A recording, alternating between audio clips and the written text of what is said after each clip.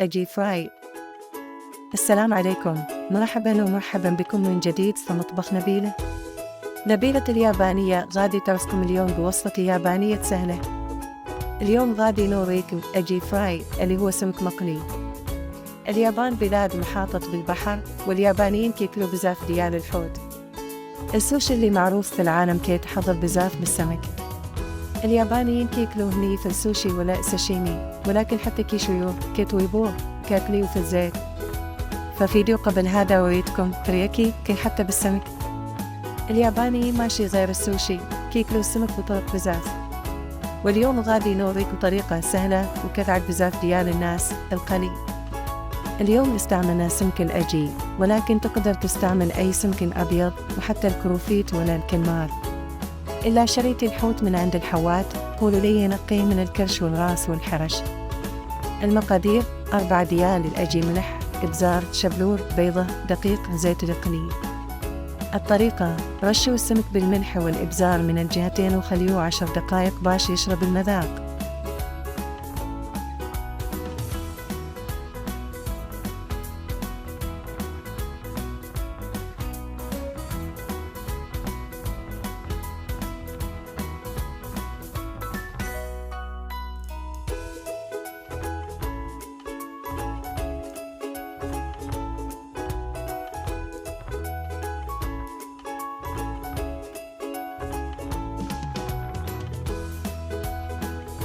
دوزوه في الدقيق ونفضوا الزائد. غمسوه صبيب مطرب مزيان. غلفوه بالشبلور حتى يتغطى كامل.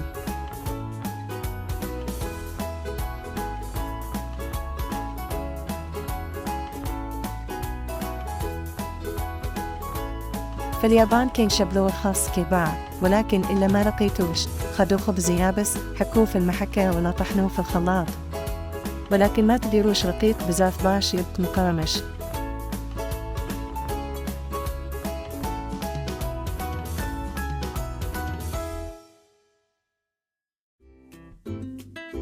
قليوه في الزيت سخون مائه 80 درجة. طريقة باش تشوفوا الحرارة بالعين: تفرجوا في فيديو كالراجل. منيني وليده من الجهتين، راه واجد.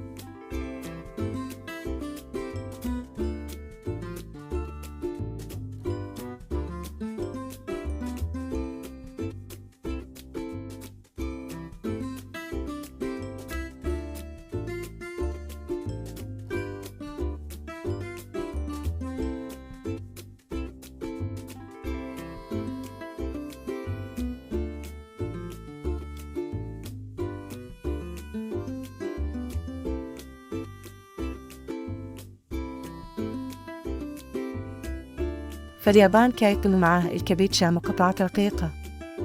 والصوصات على حساب الذوق، كاين اللي كيحطوا طرطور، كاين اللي كيحطوا ووستر، وفي الدار كاين اللي كيديروا صويا صوص ولا مايونيز. أنا ما دريت حتى صوص اليوم، حيث الملحة والبزار كافيين. أشهر صويا صوص اللي كان برا اليابان هو كيكونون. إلا لقيتوا صويا يابانية جربوها. إلا بغيتوا نتقاسم معاكم وصفة ديال الصوص كتبولي في التعليق. وحتى كروفيت مقلي مع طرطور غادي ندير لي فيديو إن شاء الله. ما نسوش ديروا اللايك وبرتاج.